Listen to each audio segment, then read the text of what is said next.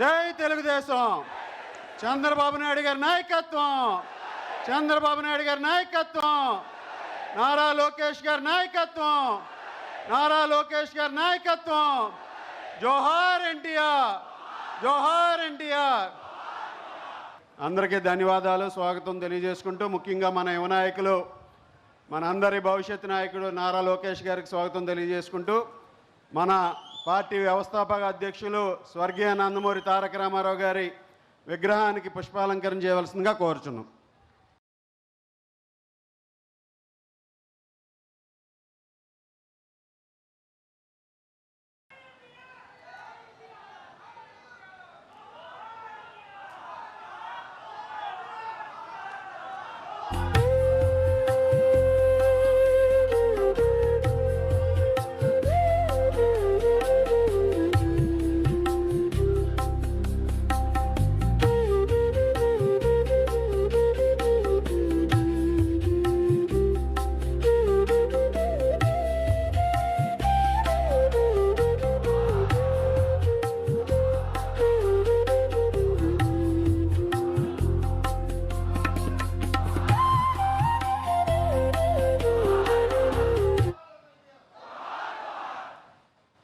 ముందుగా మన విజయనగరం శాసనసభ్యురాలు సోదరి అదితి గజపతిరాజు గారిని వారి సందేశం ఇవ్వాల్సిందిగా కోరుచున్నాం. జై తెలుగుదేశం, జై తెలుగుదేశం, జై తెలుగుదేశం.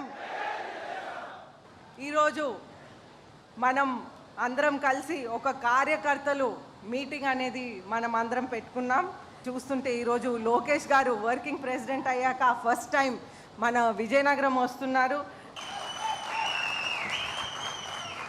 స్టేజ్ మీద ఉన్నటువంటి మన వర్కింగ్ ప్రెసిడెంట్, అలాగే హ్యూమన్ రిసోర్సెస్ మినిస్టర్, అలాగే IT and real time minister Lokesh గారికి ఈరోజు స్వాగతం పలుకుతూ ఈరోజు మన విజయనగరం క్యాడర్ మీటింగ్కి వచ్చినందుకు ధన్యవాదాలు తెలుపుతా ఉన్నాము.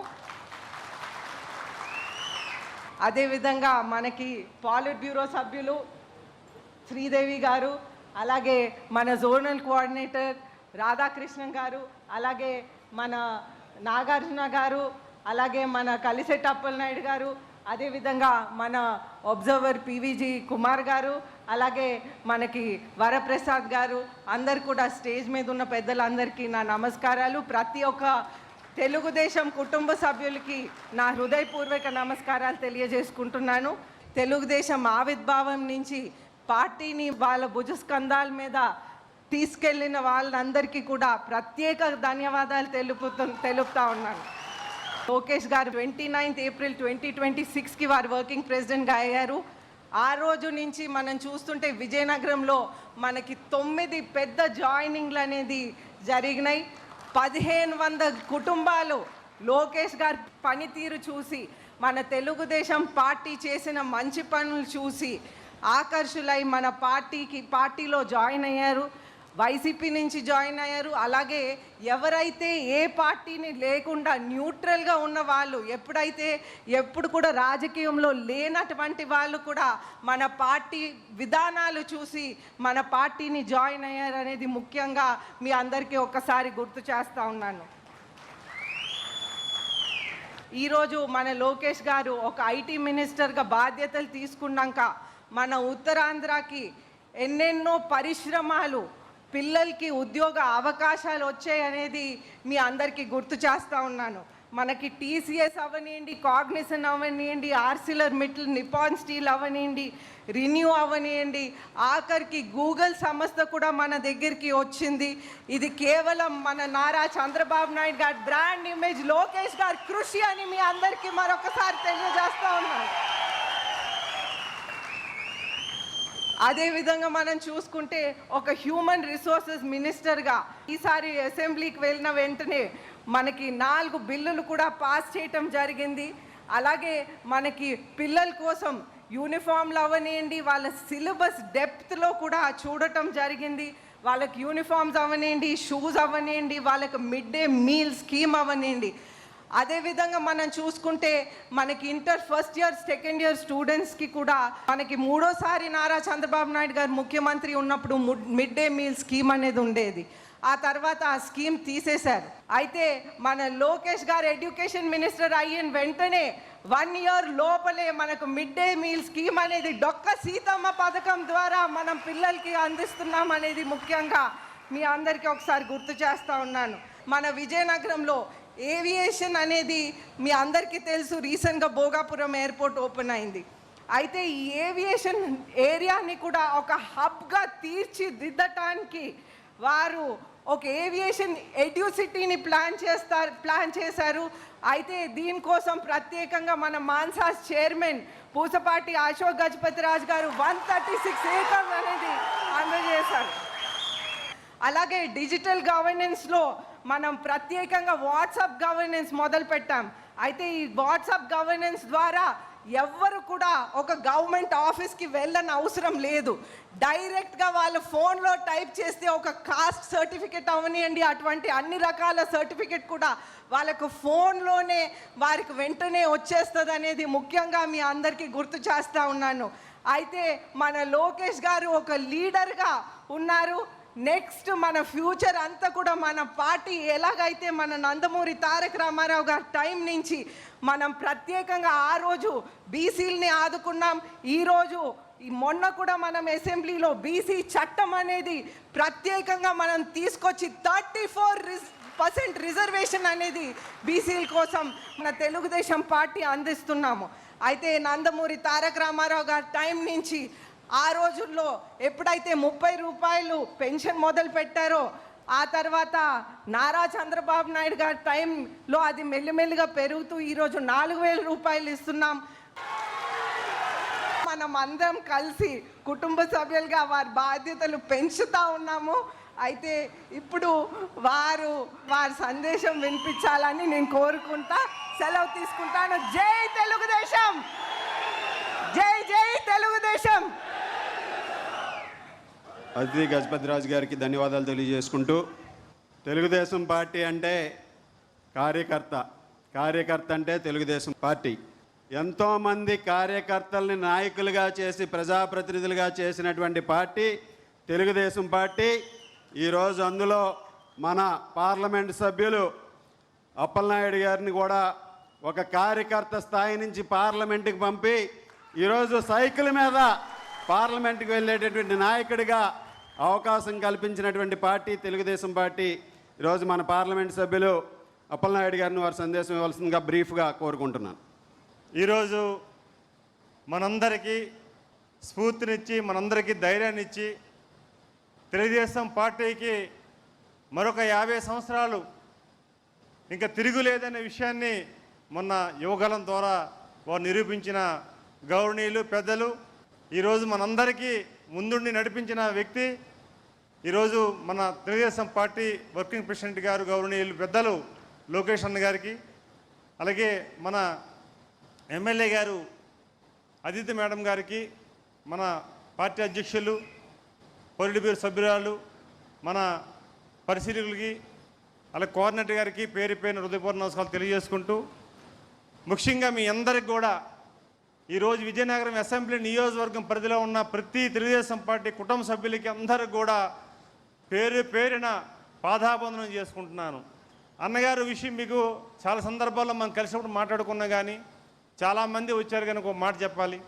ఒక సామాన్య కార్యకర్త అనే భావన నుంచి, అంటే ఆ సామాన్య కార్యకర్త అనే వర్డ్ యాక్చువల్ నాకు ప్రసంగం నేను అనుకోలేదు, కానీ అనేటప్పుడు నాకు ఏ రాష్ట్ర నలుమూలైనా సరే ఈరోజు మెంబర్ ఆఫ్ పార్లమెంట్ కంటే ఈరోజు ఒక కార్యకర్త అనే గుర్తింపు అది జీవితాంతం లోకేష్ అన్న గారికి, మన జాతీయ అధ్యక్షుల వారికి, చంద్రబాబు నాయుడు గారికి ఖచ్చితంగా నేను రుణపడి ఉండవలసిన అవసరం ఉంది.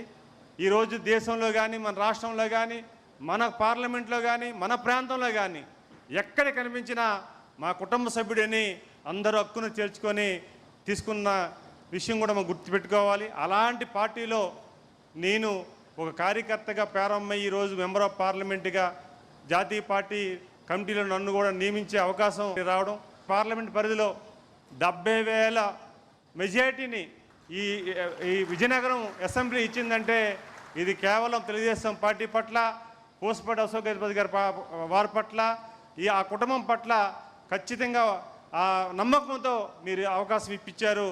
అవకాశాన్ని ఒక్క రోజు కూడా ఒక్క నిమిషం కూడా సద్వినియోగం చేసుకొని ముందుకెళ్తున్న విషయం కూడా మీరు తెలియజేసుకుంటూ ఈరోజు లోకేష్ అన్న గారికి మనస్ఫూర్తిగా మరొకసారి ధన్యవాదాలు చెప్పుకోవాలి. ఎందుకంటే ఈరోజు నేను హెచ్ఆర్ల ఎమ్మెల్యేగా పోటీ చేస్తామని ప్రయత్నం చేసే సందర్భాల్లో అది బీజేపీకి వెళ్ళేటప్పుడు మనం మాట్లాడుకున్నాం. అంటే ఒక కార్యకర్తకి, పార్టీకి నమ్మిన కార్యకర్తకి ఎలాంటి భరోసా ఇస్తారో ఒక సంఘటన మీకు చెప్తున్నాను. ఆయన పాదయాత్రలు కలిసినప్పుడు చెప్పారు, అన్న నువ్వు పని చేస్తున్నావు, ఖచ్చితంగా న్యాయం జరుగుతుంది, నేను చూస్తానని. ఆ రోజు బీజేపీకి వెళ్ళేటప్పుడు మా వాళ్ళందరూ కూడా కలత చెందారు. కానీ అన్న ఆ రోజు రాత్రి అర్ధరాత్రి 2 గంటల వరకు మన జాతీయ అధ్యక్షులతో నిద్రలేని రాత్రి గడిపి నాకు అవకాశం కల్పించారు. వారికి మీ సమక్షంలో మనస్ఫూర్తిగా మరొకసారి ధన్యవాదాలు తెలియజేసుకుంటూ థ్యాంక్ యూ ఆల్. జై హింద్, జై తెలుగుదేశం.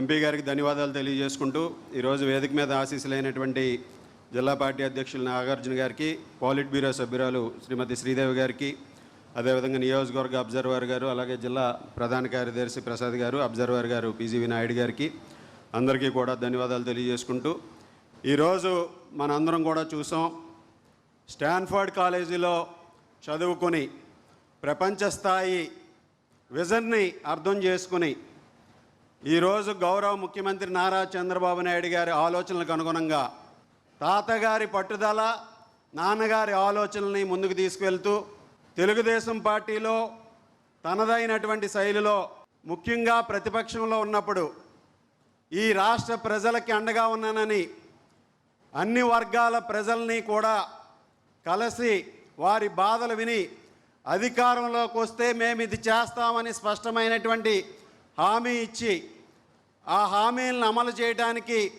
ఒక వేదిక యువగలం పాదయాత్ర. 3200 కిలోమీటర్ల పైగా ఈ రాష్ట్రంలో పాదయాత్ర చేసి ఆ రోజు ఉన్నటువంటి దుర్మార్గమైనటువంటి రాజకీయాలలో, దుర్మార్గమైనటువంటి అణిచివేతల్లో ఉన్నటువంటి కష్టాల్లో ఉన్నటువంటి ప్రజలకి, ముఖ్యంగా తెలుగుదేశం పార్టీ కార్యకర్తలకి నేను ఉన్నానని ఒక భరోసా కల్పించినటువంటి నాయకులు లోకేష్ గారు. ఈరోజు కార్యకర్తనే అధినేతగా చేసినటువంటి నాయకులు లోకేష్ గారు. కార్యకర్త అధినేత అని మొట్టమొదటిగా చెప్పి ప్రతి కార్యకర్తకి కూడా ఈరోజు ఒక గర్వకారణంగా నిలిచినటువంటి నాయకులు లోకేష్ గారు. గత ప్రభుత్వంలో పంచాయతీరాజ్ శాఖ మంత్రులుగా ఈ రాష్ట్రంలో అత్యధికమైనటువంటి సిమెంట్ రోడ్ల నిర్మాణంలో తన పాత్ర. ఈరోజు మరలా విద్యాశాఖ మంత్రులుగా మెగా డిఎస్సిని అమలు చేసి ఈరోజు వైఎస్ఆర్ కాంగ్రెస్ పార్టీ ఉందో దుర్మార్గమైనటువంటి కేసులు 150 కేసులు పైగా కోర్టుల్లో వేస్తే వాటన్నిటినీ కూడా అధిగమించి నోటిఫికేషన్ ఇచ్చినప్పటి నుంచి కూడా ఇంటర్వ్యూలు అయ్యి వారికి ఆఫర్ లెటర్లు చంద్రబాబు నాయుడు గారి చేతుల మీదుగా ఇప్పించేటంత వరకు కూడా 16,354 మంది కుటుంబాలకి ఈరోజు అటువంటి యువతకి లోకేష్ గారు డిఎస్సిని నిర్వహించి పూర్తి చేసి నిరుద్యోగ యువతకి అండగా నిలబడి ఎటువంటి అవకతవకలు లేకుండా ఈరోజు అటువంటి అవకాశం కల్పించినటువంటి లోకేష్ గారు అటు పార్టీని ఇటు ప్రభుత్వాన్ని కూడా ముందుని నడిపిస్తూ ఈరోజు ప్రతి కార్యకర్తకి నేనున్నానని తెలుగుదేశం పార్టీకి భవిష్యత్ నాయకుడిగా ఒక దిక్సూచిగా ముందుకు వెళ్తున్నటువంటి మన యువ నాయకులు, మన యువగలం నారా లోకేష్ గారిని వారి సందేశం ఇవ్వాల్సిందిగా కోరుచున్నాను.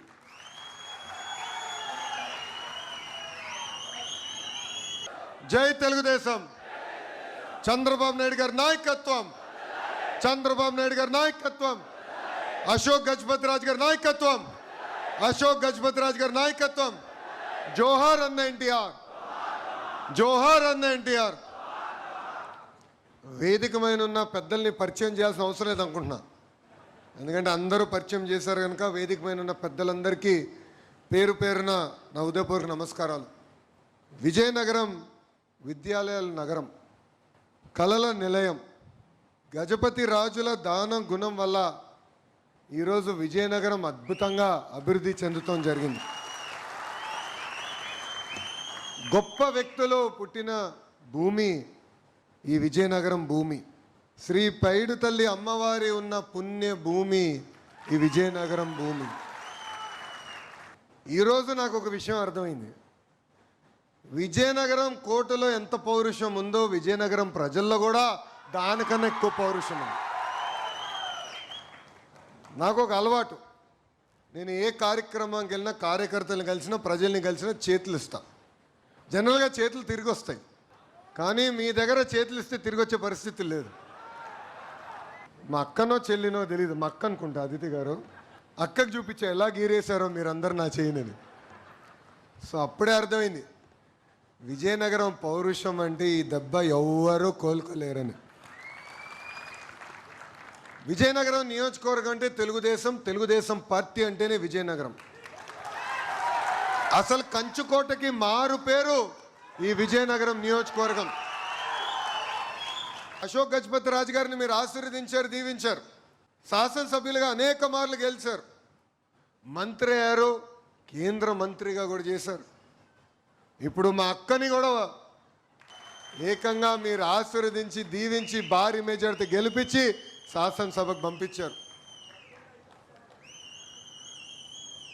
చాలా మొండి. జనరల్గా నేను హౌస్లో కూర్చున్నప్పుడు పక్కన నా కుర్చీ ఖాళీగా పెట్టుకుంటా, అచ్చను ఉంటాడు అసెంబ్లీ, అన్న నువ్వు అటు కూర్చో, ఎందుకంటే ఎమ్మెల్యేలు అందరూ వచ్చినప్పుడు ఒక మంచి అవకాశం కలిసాం కదా.